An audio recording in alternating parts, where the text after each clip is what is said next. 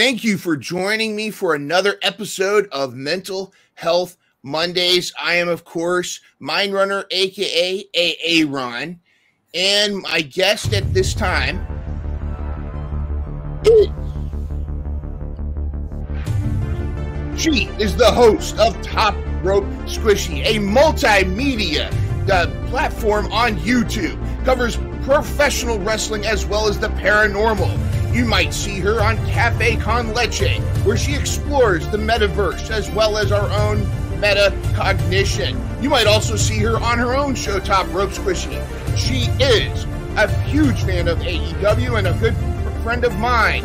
She also has a bunch of followers, including Sammy Guevara. She is not from North Carolina. She is Maddy Anderson.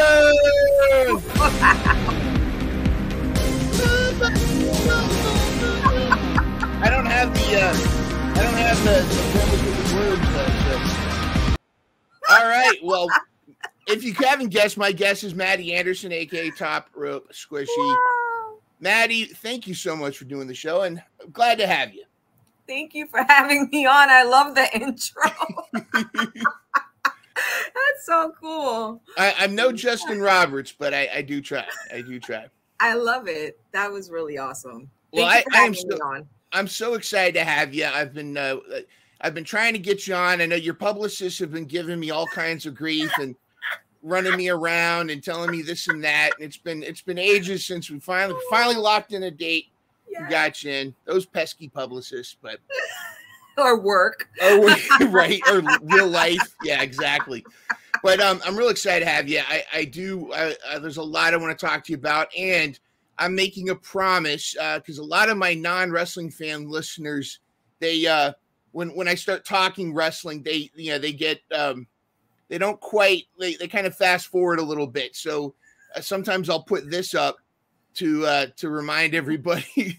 This is not a wrestling podcast. But we'll get to that. But if you do want to hear us talk wrestling, you want to tune in a lot. Well, you would have missed it because this will air after this live, but you definitely want to check out Top Rope Squishy.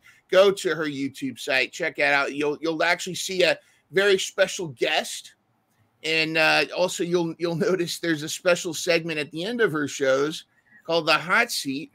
That it's not for the weak of heart. It's intense. It's pretty tough. Except sometimes I've noticed you softball a couple folks every here and there. Some of the guests get a little softball. You know what it is? I know what it is. You know if the guest can take it or not.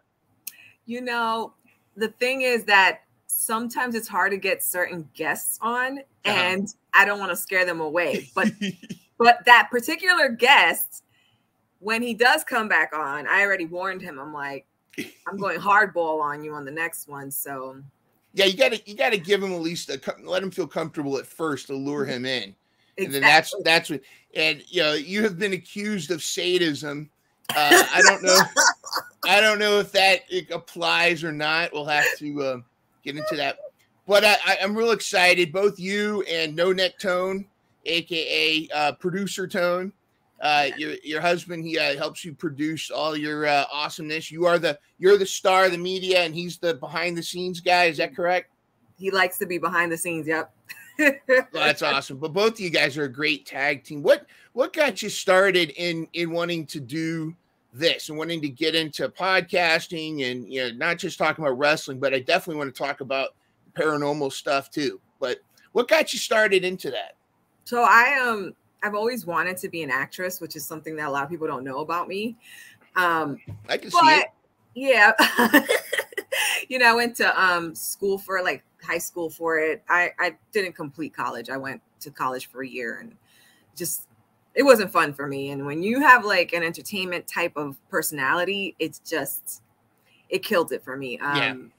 But, I met Tony when I was 14 and we had such a solid relationship. And I was like, if I jump into this acting world, I don't think I can really hold down this relationship because I was going to move to California and I was going to do a whole bunch of stuff and thought about it a lot. And I was like, you know what? If something comes through, it comes through. I also like to write. But I've slept on that as well. But during the pandemic, you know, I didn't have to travel to work anymore, and I had all this extra time on my hands. And my husband's like, well, you know, podcasting's big thing these days. Why don't you start a podcast? And you're into the wrestling, you know? So that's literally where it started. It was not live. Everything was pre-recorded.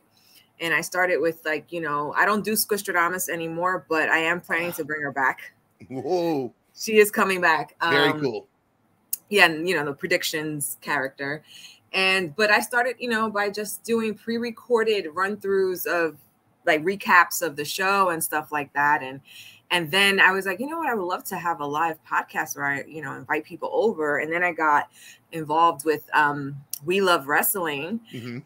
And he is a huge supporter of Indies women's wrestling. Yes. And yeah, it's really cool. And he brought me on, and we would do interviews on his channel, and I just got opened up. And then I did start the Café con Leche thing, which is on a little hiatus, you know, for many reasons.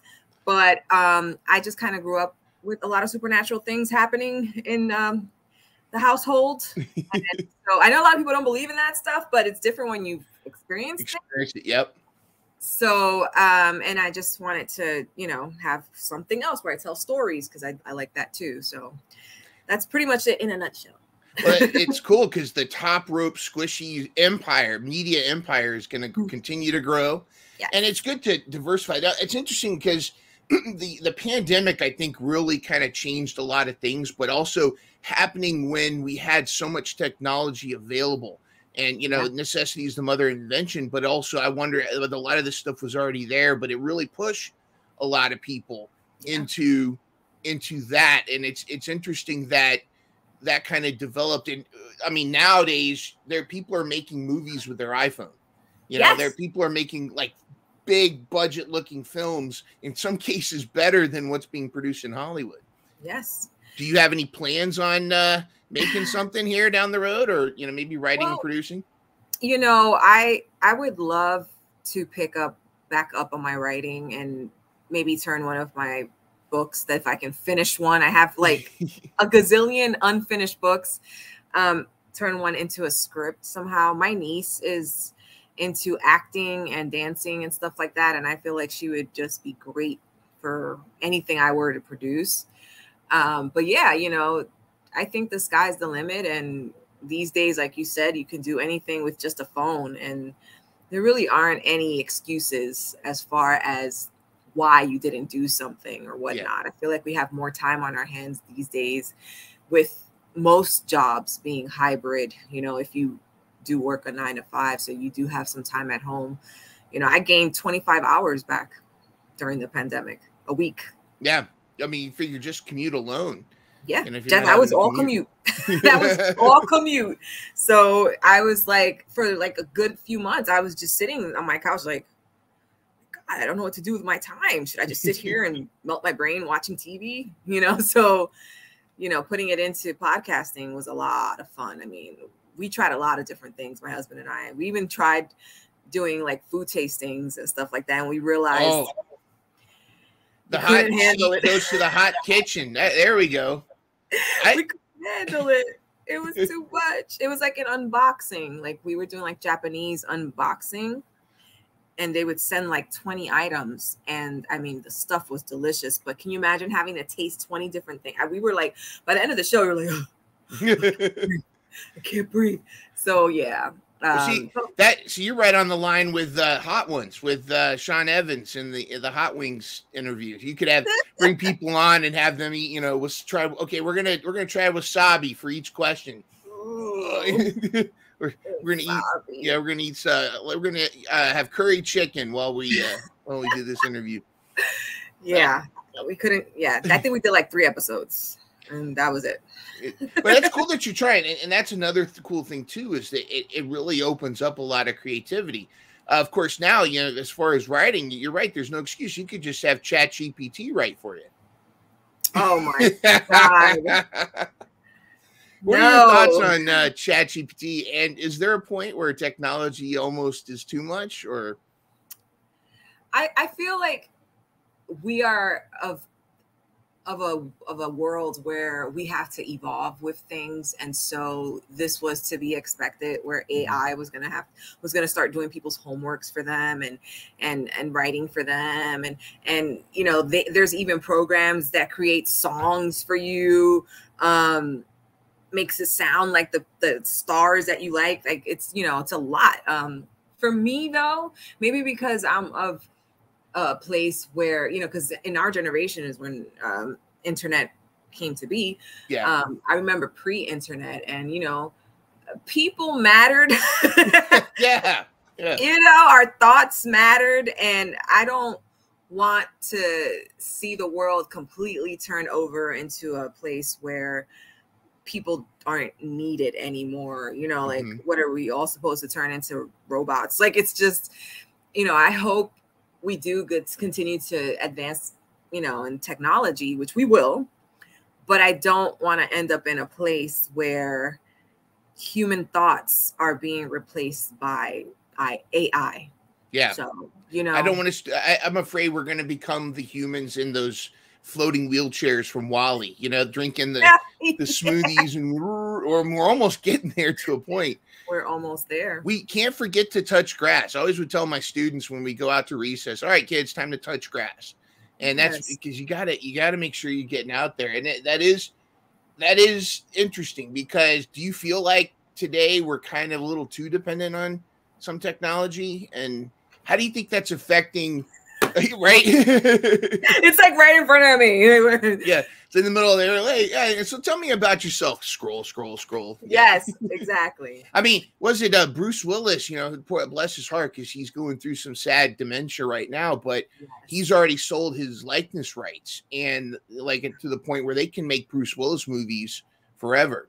Like long after he's gone, they can still put Bruce Willis in a movie, and eventually you're just going to download, like, all right, I want Tom Cruise and I want Halle Berry, and I'm going to put them in a remake of Terminator or something. And you just put it in there and boom.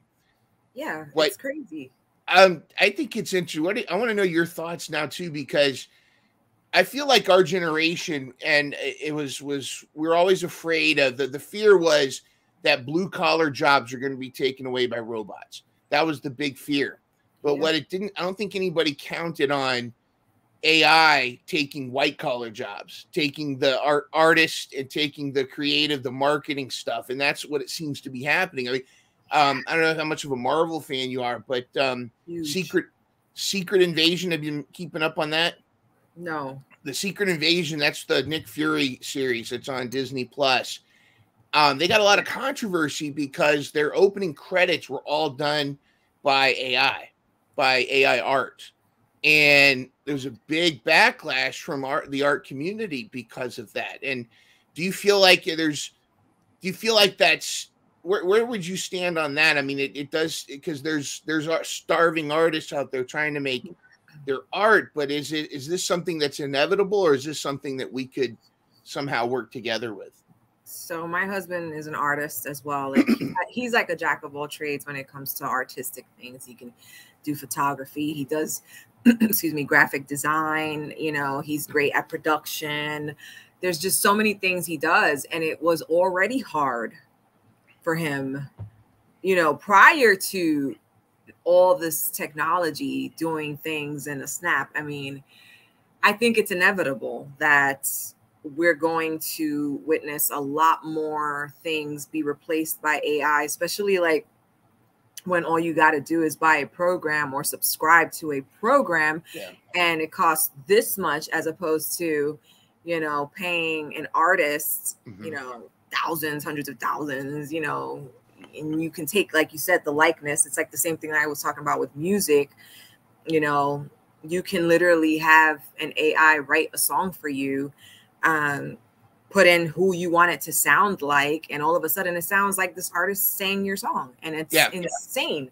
I didn't think we'd see this much advancement in my time. I did see this happening, like it's inevitable, because everything we do is just evolving, like you know, and the technology boom has been ridiculously fast. because I was like, I was about 15 years old when internet, for those who don't know, AOL yep. and dial-up, connecting. Yes, exactly. Get off the phone. I'm trying to call you. I'm trying to get online. Right. Like you couldn't be on the phone, like on a landline and try to connect to the internet at the same time. But, you know, these days, you can literally put internet into your laptop from your phone. It's like we have advanced, and it's inevitable. And I feel like real true artists, real true writers, real true entertainers are going to be gems and legends and things of the past. And they're not going to make as much money because it's just going to be so much easier with, here's a program. The programmers, the nerds are the ones that are going to make all the money. Actually, I'm going to pay 50 cents instead of $500 for this. Well, that seems to be at the heart of what's going on with the was it the writers and the SAG protests about they're trying to renegotiate. But it's interesting because, especially in our country, United States, you know, money is king, and it's unfortunate, but because I really feel like we need to, as people, we're going to lose our soul if we don't forget who we are. You know, if we don't remember that our society is supposed to protect its members, but it seems like sometimes we get driven by, you know, profit is profit. You got to make a profit to survive. I'm not naive there, but sometimes I feel like we're almost pushed to the point where we want every last little penny, you know, that we can squeeze out. And I don't know if there's a healthy balance there, but it's got to be devastating to. And do you feel like possibly we might be extinguishing the desire to do art for our future generations, or are they going to come up with some new medium? I mean, is our TikTok videos going to be the new art? Oh my God. Right. You mentioned TikTok, and I was just watching this thing called TikTok NPC, where people yes. Oh, go ahead.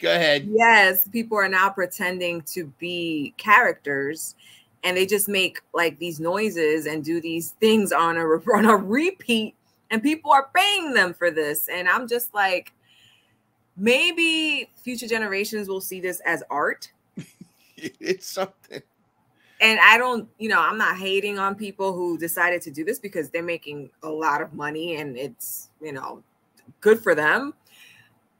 But I would be sad to see, you know, what we consider old school art, I guess, you know, paintbrush to a canvas, disappear for something that's digital. I do think that the way the world is going, our children are going to be experiencing, if not already, a new medium when it comes to what is art, what is important, what is not.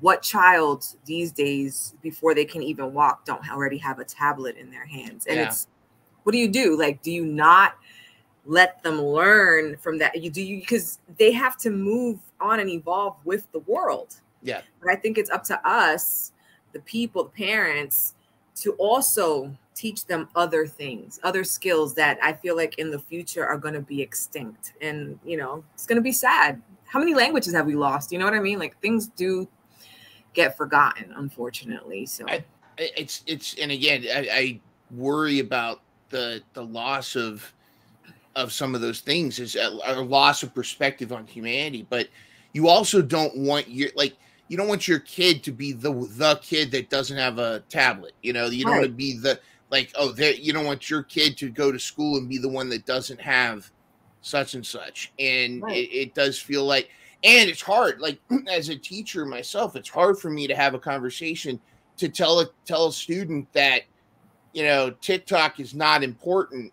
And then they go home and do a video and get 1 million likes.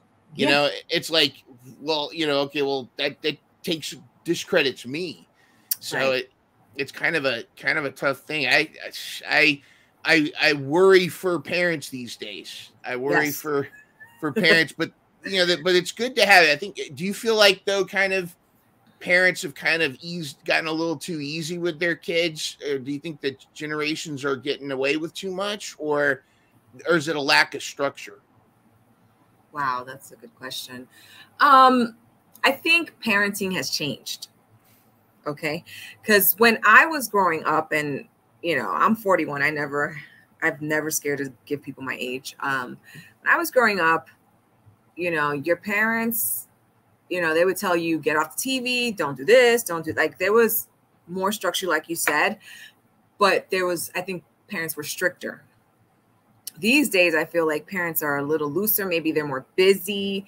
It takes more income to keep up a household. So what do? Oh, put them in front of a TV, give them this tablet, let the electronics educate the child. And that's where you lose the structure. That's where you lose, I think, the parent to child kind of relationship. Even on, like, there's some families that they have like this rule where you can't bring your phone to the table. Otherwise, everyone's going to be like this while you're trying to have a conversation. So we're losing a lot of the things that make us personable, I think. It's why I feel like people are kind of awkward when they're actually face to face. Yeah.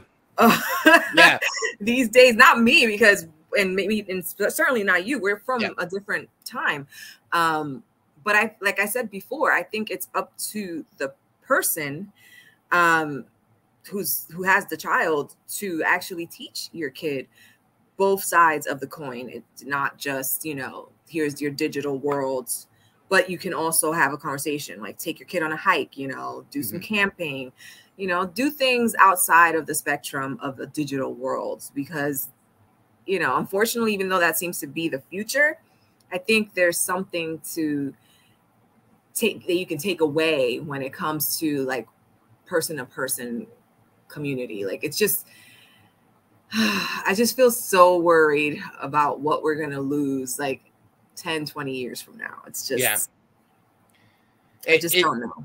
The pandemic, it's interesting because now, like, Full Tilt Deb and I, we're like, we love people, but we also like hate people too. It's kind of like that. You know what I mean? You got the same thing going on here. You know what I mean? Like we'll like, you plop us down in the middle of a social setting, and we're I wouldn't say the life of the party, but we're like, hey, what's up? What's up? Coming to go? Yes. But then, like, also in our fortress of solitude, we're like, look at that MFer over there. Look at that mother father. Like we're kind of like, and it's tough because I think sometimes we need we enjoy our space as well. We enjoy our quiet time as well, and it's interesting, especially when I'm in the classroom teaching. I come home and I'm like, I don't want to. I'm having to deal with all that, but with it's still, though, necessary. I think that it's human nature to desire some social connections. I think deep down, and I think that with the pandemic, with the shutdown, there were some social butterflies going nuts. I know there were some people climbing the walls. For Deb and I, we're actually kind of like, it's not so bad. Hey, my husband and I were great. We were like, the streets are empty. Ha! Yeah, exactly. Oh, I can drive down, no problem. But it's interesting how that really shone a light on a lot of things, and what was really important and what isn't. I mean, there's definitely seems to be a change.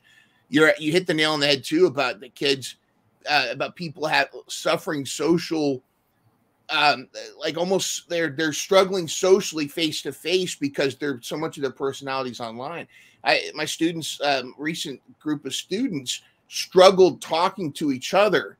They struggled with these interactions because they're used to, and especially the kids that are doing Fortnite or Among Us or stuff, where they're like, the culture is very antagonistic. It's very, your mom. And I mean, and granted, a lot of this is kids being kids, but they get into the social setting. If they're used to that instant gratification, they're used to their needs being met instantly. They also expect instant entertainment. And it's like they expect, like it's so hard to teach them about Jamestown, or to teach about the slave trade, or to teach about the Constitution, when they're sitting there like, right, that's sussy baka, bro. Okay, now these guys over here. Let's see. England was being sussy baka, so we threw their juice into the Boston tea. It's tough, and you don't want to come across as fake either. Like I've blessed their hearts, but there's been some teachers that are like Minecraft does his homework. And it's like, and the kids just go, "Nice try. What are you doing?" You're corny. Yeah. Can I ask you, what age group do you teach? Elementary, mostly third grade. Like basically kindergarten to 6th grade is my certification, my degree. I have a master's for PK through 6, but 3rd grade is my favorite because that's where they're really starting to go from learning to read to reading to learn. I do feel like there's a lot of physical shift because the kids maturity wise are almost like 2nd graders instead of 3rd graders compared to what I grew up with. Like, but physically they're like 5th graders, and also including their apathy. Like 5th graders are like, today's 5th graders are what 6th and 7th graders were when we were growing up. And the 5th graders that were when we were growing up are now the 3rd graders. And that whole, because in 5th grade you get a lot of whatever, right? What? And you have to have that conversation in now in elementary school about soap and washing yourself, because there's been some ripe moments. I used to have a little spray, a little automatic sprayer above one of the cabinets, just focused right on their book bags because good gravy. Anyways, but yeah, it's interesting. But you also start to see those personalities grow, and like who they're like. You can even see like how they like. Okay, that's where that starts when they become an adult. That's where it starts. Like you start to see in adults. Oh, I bet you were like this. This is when you were a kid, because you see those things start to happen. And in fact, you think of it as adults are just grown-up kids. They still have this. They still try the same stuff. They still try to get the cookies out of the cookie jar. Yes. Plus, I'm also half 8 years old mentally. You saw my wrestling figures. I get to still be. I see your scarf. Yeah. This is for our show later too, as well, because we got to talk about that. But I want to talk also about, you have your show Cafe Con Leche that you claim might be returning. I don't know. It will be returning. You started that, you got that started does that focus just on paranormal? Or is there kind of more, does it get deep and philosophical? It's broad. It's pretty broad. It's pretty much what I want to talk about. Like, I made like a little list of topics, and it went from Our Mermaid's Real, which I believe was my first show, Our Mermaid's Real, to aliens, to the supernatural. It can touch on any topic, anything but wrestling. So that was pretty much my take on Café con Leche, anything but wrestling. And I also wanted to do a Spanish version because, my mom, she doesn't speak. This is not a wrestling podcast. Yeah. Yep. My mom doesn't speak English. And so I wanted her to enjoy, because she does tune into my shows, but half the time she doesn't know what I'm saying. So I wanted to do something for her. So there's so many things that I want to touch on that I'll eventually get to. But yeah, Café con Leche is just pretty much broad topic, not wrestling involved, since I cover that on Thursdays. Very nice. Just kind of going back to the parenting thing. I mean, were you raised with the chancla? Yes, the chancla, the chancla and the belt. Yes, both. Yeah, maybe we need a little more chancla in society. Sometimes I feel we do. But then that brings us back to the evolving, right? Yeah. Children are no longer going to be receptive to a beating. No. Things are different these days. And so you have to change how you parent. You have to change how you teach them. Another thing is, when we were growing up, you would be subjected to bullying, but I feel like we were tougher because you would only deal with it while you were in school. Children these days, because they all have one of these, yep, it's 24/7. And so they're different towards it. You know, I told my nieces and nephews, I was like, you guys are soft. You know, I was like, you're soft. Like, you wouldn't survive if you would have been in, you know. But I also have to take into account that we didn't have this technology. When you left, you were done. You didn't have to deal with it until the next day. But now you just got to go into a social media account, and everybody has it. All children have it. And you can continue to be bullied and talked about, you know. So it's a completely different world. It's not just the children that are learning. The parents are learning how to parent in this generation. Yeah, they're having to make that crazy adjustment. Absolutely. Crazy. It's crazy. It's a crazy world. It's a crazy world. Did you teach during the pandemic? Were you teaching from home? I was teaching virtual. Yes. Oh, that was. Now here's the thing. A couple things on that is there's some background information a lot of folks need to understand that doesn't quite get out there like I feel like it should. For one, it didn't seem like well, I mean, we could go on and on about the education system and its faults. It's very top heavy. There's a lot. There's more administrative positions than there are teachers.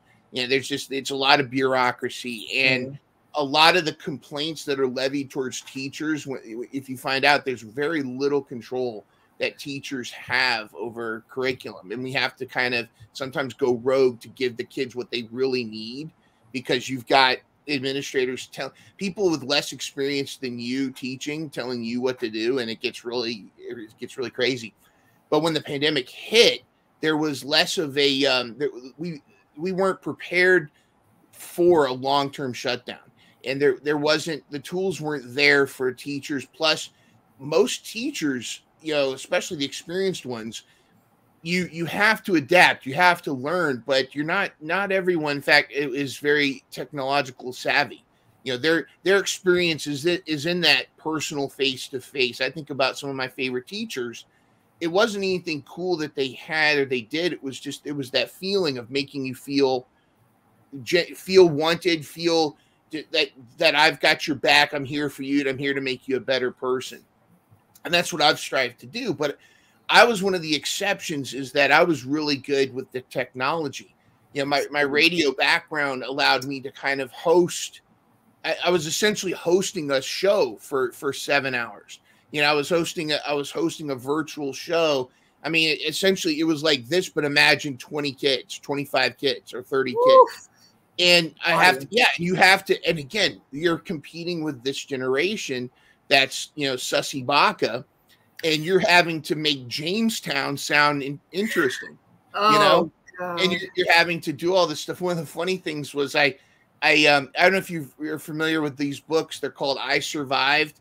It's these there's these I Survived the Titanic, or I Survived the Hurricane Katrina, and the cover of these books always have some kid running away from whatever the disaster is, right? Like always like this. And so I made this slideshow presentation about Jamestown, and I tried to make it interesting for the kids. I called it I Survived Jamestown. So I found this picture where they were carting off one of the dead colonists out, you know, because they were dying. And I photoshopped one of those kids running like this. And I thought, I was like, this is great. It's going to reach the kids, until one of the kids online goes, "Where's he running to? He's fucking Jamestown. He can't get anywhere." So that blew up. But you really have to, as teachers have to be, you're not just a teacher. You have to be the mom, the dad, the nurse, the doctor, psychologist, game show host. You have to be all of these things at once. And this is when you're not even like behind a screen. When you're face to face, you have to do all of this stuff, and you have to make sure every one of those kids, and a lot of times it's like 25 to 30, you have to make sure you're paying attention to every one of them and make sure everybody's feeling equally wanted and equally supported. And you've got to, while you're teaching, you got to make sure that, you know, because you don't know, Billy might come in.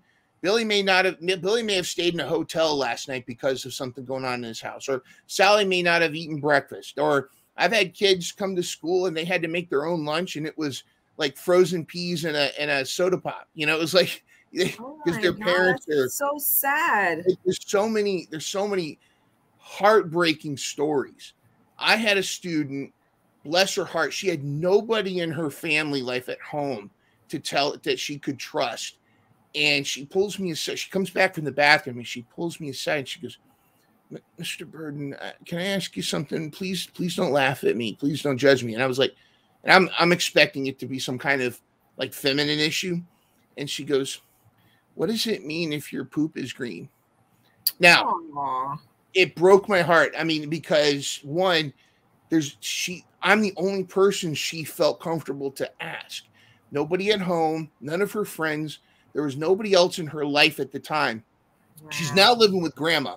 And apparently grandma is great. I've met grandma. That's like a God's blessing right there. But I had to explain to her, of course, I asked her immediately. I said, how many of those blue raspberry Jolly Ranchers did you have? And she said 3. And I said, see, and I explained to her the process. This isn't the hot seat yet, so we don't have to get that gross right now. But would you rather thoughts flowing through my head? Oh no, I'm already inspiring. But that's the thing is, and I think it gets lost a lot of times, is the impact that teachers do have. Yes. And a lot of the BS, a lot of the stuff that gets conflated in media is teachers get the blame, but it's actually the administrators that are the ones really kind of moving things around, making things look bad. You know, there's a lot of parent-teacher conference meetings. The parents and the teachers often are getting along. It's when the administration sticks their nose in it is when things kind of go sour. And most teachers, what they ultimately want, we got into this profession not for the money. We want kids to grow and be the best that they can be. We want them to get, I always tell the kids, do your best always. Be better today than you were yesterday. And be critical. Kids would question me and I'd welcome it. I'd love when they challenge me because I'm like, let's talk about it, because that's what I want you to do. I don't want you to just take what I say as right. Gospel. And but I think there's a push from up above to make teachers regurgitating robots, to say, okay, we're going to push. And it's not one political side or the other, because it's coming from both.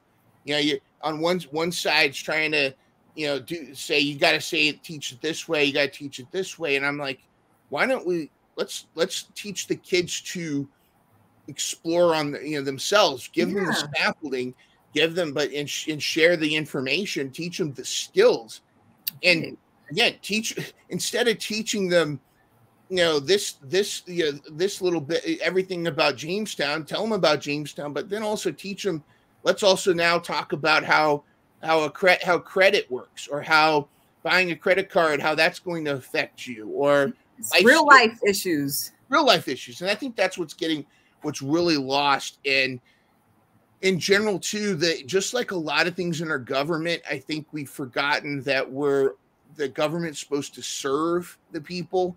I think we've gotten to the point where we're looking more for how much profit can we make. I mean, the school system now is becoming almost a profit center, rather than, hey, what are we're trying to generate our future. And I'm sorry to get on my soapbox, but it's just, it really frustrates me that, and what really bothers, I wish more people knew what teachers really have to go through, because there's the stigma, oh, they're lazy. They get summers off. They do this and that. It really isn't, it's not that simple at all. The stuff that we really have to put up with. And it's really, there's a lot more that goes on. And that's for my educators podcast, which is on, drops on Thursdays. So check that out. But, I do want to talk about the paranormal stuff, though. I do want to shift gears. What personal experiences do you have with paranormal activity? So, wow. So I can honestly say that after I moved out of the apartment that I grew up in, I didn't really experience it anymore. I used to think that places were haunted, and I feel like it's people. think people carry some negative energy with them. And my father was just the worst. He's gone, but he was always, I always used evil to describe him, and, bad person and stuff like that. And I just felt that everything I experienced was, and everything in the family, because it wasn't just me. It was like, there's 3 other siblings. We all went through stuff. My mom says she started experiencing things when she got married to him. So imagine. So I always, I switched gears as I got older, especially when I moved. But things that I experienced, knocking on my door in the middle of the night, nobody was there. My bedroom was connected to the bathroom. So like we shared a wall. So it's a co-op apartment in Manhattan, but it's not a big one, but it was like my bedroom was here. And then if you walk through the wall, which you couldn't do, you would get into the bathroom. But to go to the bathroom from my bedroom, you have to exit. You end up in the kitchen. Come all the way around. I got you. Yeah. But the wall for the bathroom was right there. Exactly. So I would hear activity going on in the bathroom, and I would think it was one of my brothers, and I have to pee, and it's like 2:00 in the morning, because I used to be a night owl when I was like a teenager, and I would just get up. And this didn't happen every time, but there was one time that I heard a whole bunch of stuff going on, and this is actually on my channel, so if you want to hear the full story, check it out. But I walked outside, and the minute I got close to the bathroom door, I was like, the light was off. I heard water running. I heard something fall into the tub. I heard the door close. I heard toilet flushing. Like I heard a whole bunch of stuff. And I get to the, and I'm like, holy shit. I'm like, there's no way that there's nobody in there. Somebody is in there. And I thought my brother was playing a trick on me, because he was, I'm the youngest. So of course that's what brothers do. And I grabbed the knob, and when I opened it, no, lights were off. Nobody was in there. Nothing was going on. I was like, I forgot I had to pee. I just turned around, went back to my room. Nope, I'm back. Yeah. Yes. And that same night I heard knocking and then rattling of my doorknob. And that's just, those are just some of the things that we've experienced. My mother and my father, before the apartment got renovated, they used to have French doors. So French doors leading into their bedroom. So, that's all glass. Yeah. And Latinos, I don't know if, other races did this, but I know Latinos had colorful beads that they used to like to hang on things back in the day. So we had a whole bunch of colorful beads. And this was before I was born. But they told me, since you can see right through, they saw the beads get picked up and thrown against the thing. And the beads were just swinging. So there's a thing. Yeah. And they would hear like plates crashing at night, and they would go into the kitchen. Nothing was broken. So yeah, there's been, we've all had experiences. I experienced even noises coming out of a pillow. And I put my head up. Yeah. Pillow went flying across. It was really tough growing up. And that's why when I watch like supernatural movies, I freak out.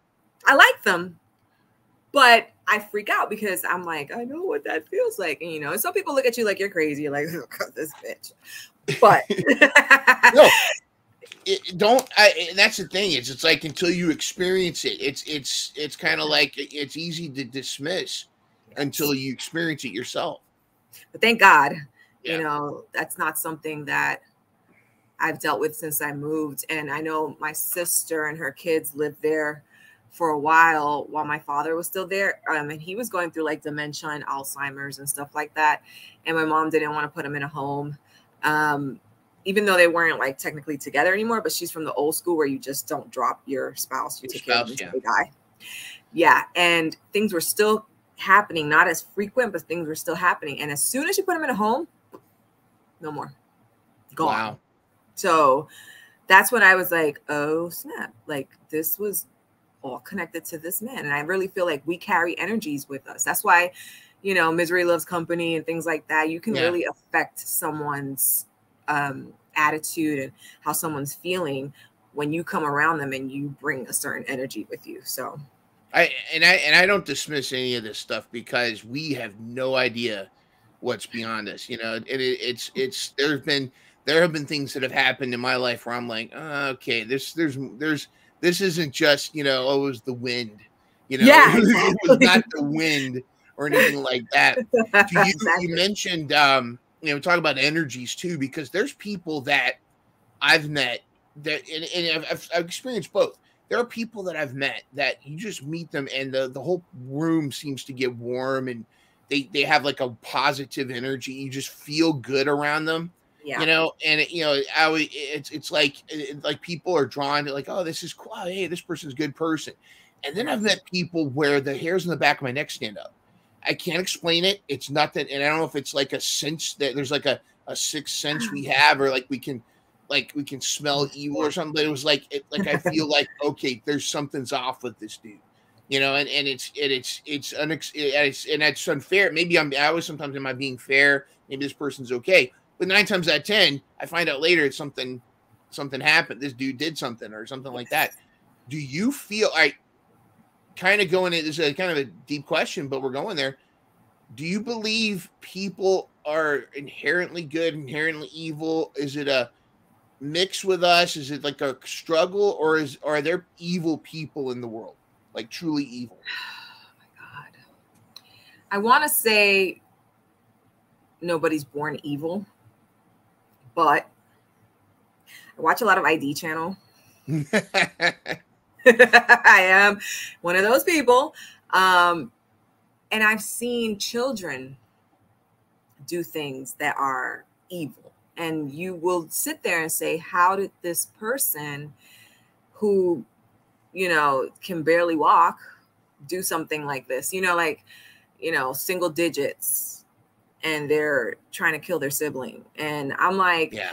you know, so I think that's why it's so important, like also when you're pregnant, to be so careful who you're around, Yeah. what you ingest, not food wise, but like spiritually, who you let touch your belly. Like, I just really feel that we carry energies with us. Sometimes when I see people who turn out to be serial killers, and I mean, maybe I'm wrong for saying this, but I would be like, that person's mother's womb is cursed. You know, like Could I just, be. you know, and sometimes you'll see that these people turn out to be these evil, horrible people. But if you look at the background and you look at some generations, they're not the first ones, you know, like someone in their family, or maybe they went through something. You never know. But I want to say for the most part, no, a lot of things are learned. But are there a handful of people that I feel are born with some negative, bad energy? Yes, I do. I do feel that way. Do you think that energy, like, you know how physical traits will pass? Like I see my mom and my dad in me, and sometimes in the and like I definitely see my grandfather. Yeah, if I slick my hair back like this, I look like my grandfather. If you see Wow. pictures of him, but do you think that like mental traits and even maybe that spiritual energy transfers also? Do you think those traits can go through? Absolutely. Mental traits, absolutely. Depression, anxiety, especially if you're in the same household. Yeah. You must be experiencing the same type of things, the same type of oppressions, the same type of hardships. You know, there are things that just develop because of your situation. Yeah. You know, energies. I really, because I feel like we're all energy, you know. Mm-hmm. What do we know? You know, nobody comes back from the dead and says, hey, you know, I was just over there on the other side. What happened was, yeah. You know, you can't wait till you get there, you know, but no, I do believe that these things are passed down. My husband tells me all the time, I'm an even split between my dad and my mom. My mom is an angel. My dad is temperamental, well, was temperamental and evil. And I get offended sometimes when I hear him tell me that I'm like 50% my dad, and of all, you know, there's 4 siblings, of all 4 of us, I have the most of him in me. But if I stop being in denial and I kind of look at some of my personality, which I am trying to work on.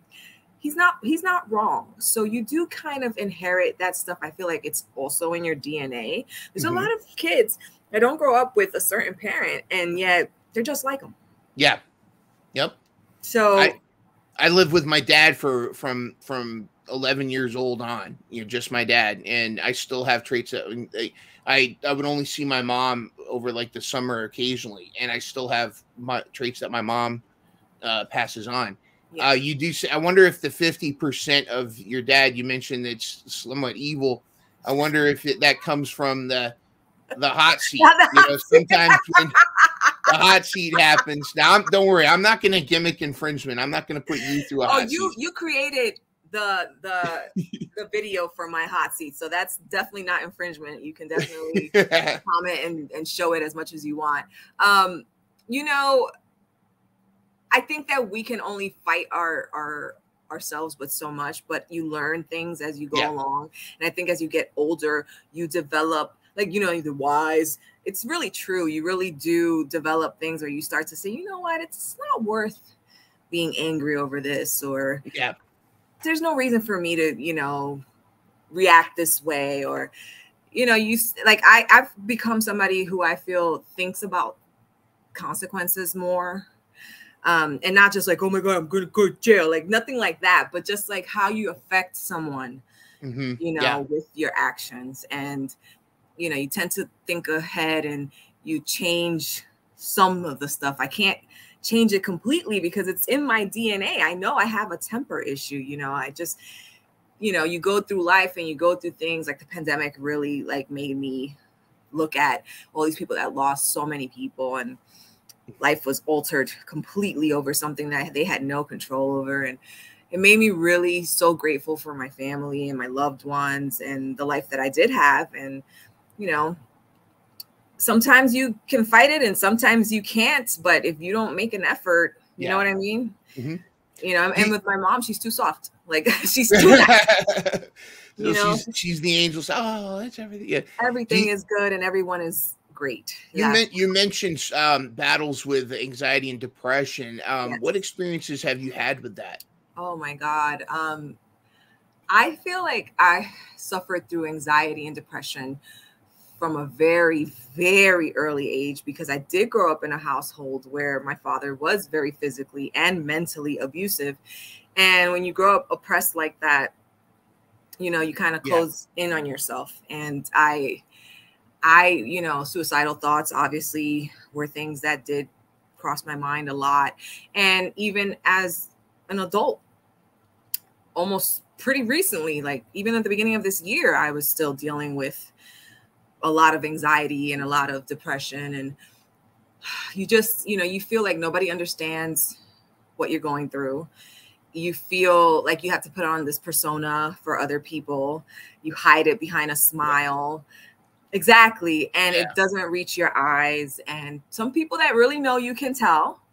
And it's like a roller coaster. Like some days you're great. And some days you have no idea why you're so down. You don't want to talk to anybody. You don't want to do anything. And you feel like you've fallen into some hole and you don't know why or how. And, and that's why I'm like so pro therapy. I, was seeking a therapist, but I never went through with it. I do tell people to please go through with it. And I believe it is important. I know there's sometimes a stigma on if you seek therapy, you're crazy. No, we all have issues, and that's what they're there for.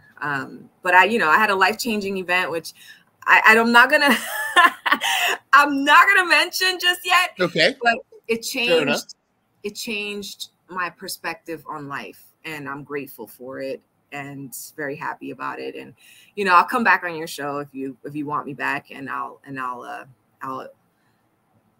tell everyone what it is, but spread the joy.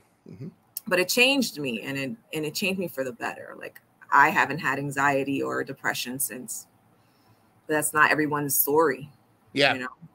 I feel like a lot more of us deal with that. And since I've started this podcast, which again, this podcast, our generation was taught to bottle it up. Like if you were to, like you just said it, you know, talking about mental health was like, oh, are you crazy? Do you belong in the loony bin?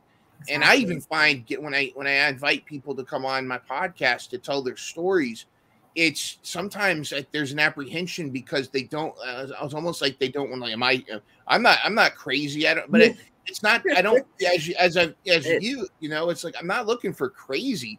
I'm looking for people to talk about their struggles, their real life people to talk about their struggles and how they overcome and what they do. And I think the more people share, like your story, you know, people can relate. It may not be. It's never the same exact story. But it's a lot of the strategies and a lot of the discussion. And like you said, just talking it out, yes, I think is so huge. Not everyone has a no neck tone to lean on or a full tilt head, but there are things that you can look for. It sounds cheesy, but AEW brought me back as a wrestling fan, and Wednesday nights for so long got me through some really hellish weeks. Yes, me too. Look forward to that Wednesday night. And yeah, and I got a dog that helped a lot. Mm-hmm. You would be surprised what a pet can do for you. You know, it doesn't work for everyone, but you know, I feel like sometimes there's just something missing and you don't know it, or there's something deep down and you don't know it. And that's why talking it out is so important, because you can get to the root of it and then you know, you can work on it. Yeah. It doesn't happen overnight. And I think we are never finished products until we're no longer on this planet. You know, it's like, I think you can be 85. Like my dad is still learning how to, my dad, bless his heart, he's salt of the earth, but he gets wrapped up in politics way too much. And he's, well, and especially now he's retired, he's kind of in his own bubble. And then I have to kind of like, all right, come on, Dad, let's pull him back. let's pull back a little bit. But yeah, I think that there are, it's great that we can talk, like there are more people feeling more comfortable coming forward and really talking about that. And I think it helps people really realize that you're not alone in the fact that other people are dealing with stuff too. Even if you feel like you're alone and no one's going to understand it, people get it. We all have our struggles. I struggle I struggle with imposter syndrome all the time. And I have to remember why I do this podcast. If I get 2 views, that's great. It's because I love doing this. It's not, this isn't to get famous. This isn't to become the next Joe Rogan or whoever's in the, whoever you want to, whoever big person. Yeah, this is because of the project. And if it helps one person, then that's great. That's what I want to do. And I think we need to remember that we're there. We have value. We are, there's nothing wrong with being honest with ourselves about the struggles that we go through. Yeah. Well, Top Rope Squishy, aka Maddy. It is we are just about done with our time here in Mental Health Mondays, but we're about to go live on your show and talk about our cool wrestling. All right, we're going to take a quick break from solving all of the world's problems to tell you about a good friend of mine and a service she's offering. Are you tired of feeling like your dream financial future is out of reach? Are you struggling with overwhelming debt, trying to pay off your home early, or simply wanting to give more? Well, my good friend Vanessa Rudder Jackson is here to help. An educator and military veteran, Vanessa is here to guide you through the confusion and make your dream financial future a reality. With her certified financial coaching services, she'll help you create a personalized plan that sets you up to win with money. As an educator and a mother of 2, Vanessa understands the challenges of scraping by and stretching paychecks. She's been there, and she knows how to navigate the financial landscape to help you thrive. Don't let financial stress hold you back any longer. Take the first step towards financial freedom today with Rudder Jackson Financial Coaching. Reach out to Vanessa today for a free 45-minute consultation at varudder34@gmail.com or go to tinyurl.com/RJ Money Coach. That's varudder34@gmail.com or tinyurl.com/RJ Money Coach. Remember, it's never too late to take control of your finances and achieve your dreams. Start your journey to financial freedom with Rudder Jackson Financial Coaching today. All right, now let's get back to solving the world's problems with the most charming host on the interwebs. Any final words of wisdom or advice to everybody listening about mental health or just life in general? I always say, nobody knows your struggles more than yourself. And you should always put yourself first and seek any kind of help you need without feeling stigmatized, like someone's going to label you crazy. Because at the end of the day, it is cliche, but you really do only live once, at least in my opinion. And if you're going to be on this earth, you might as well try to be as happy as you can be and enjoy your life as much as possible and make the best of it, because everybody's circumstances are not the same. So do not compare yourself to other people. I have to tell you that is probably one of the things that will bring you down the most, because people will show you a persona, especially with all the social media and all the videos that you think is perfect. And you think, oh my God, this person has it all. And why me not? Don't do it. Don't compare yourself to other people. Nobody's circumstances are the same. And what you see is not exactly the truth. So focus on yourself. You can't help anybody unless you help yourself first. And so there's nothing wrong with that. There's 24/7 hotlines everywhere. Even if you don't have health insurance, you can find help. There's nothing wrong with that. So take care of yourself mentally and physically and be happy, Seek your own happiness. Well, you've made me very happy. Finally locking you down after that. Your publicists have been harassing me. I work a lot of overtime. Yes. Well, this has been awesome. This, to quote RJ City, this has been a lark. And this has been great to have you on here. And I really enjoy it. I'd love to have you come back very soon. Yes. Maybe maybe we could dive more into what brings you joy and things that have changed your perspective on life a little bit. We can we can talk about that and also talk about sleep deprivation. I think that might be an interesting topic to discuss in the next several months. So yes. Well, good anyways, one. I will all right, thank you so much, everybody. I will thanks for tuning in, and we'll see you next time for Top Rope Squishy. This is Aaron, aka Mind Runner, and go tune in to Top Rope Squishy if you do want to hear a wrestling podcast. You got to tune in, check us out. We're gonna have a lot of fun. Yes, thank you for having me on. Bye.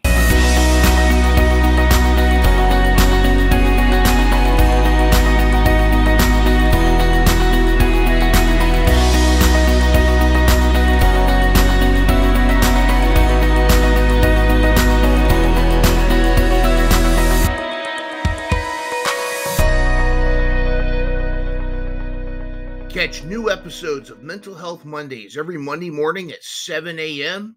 Start your week off with a smile and some inspiration.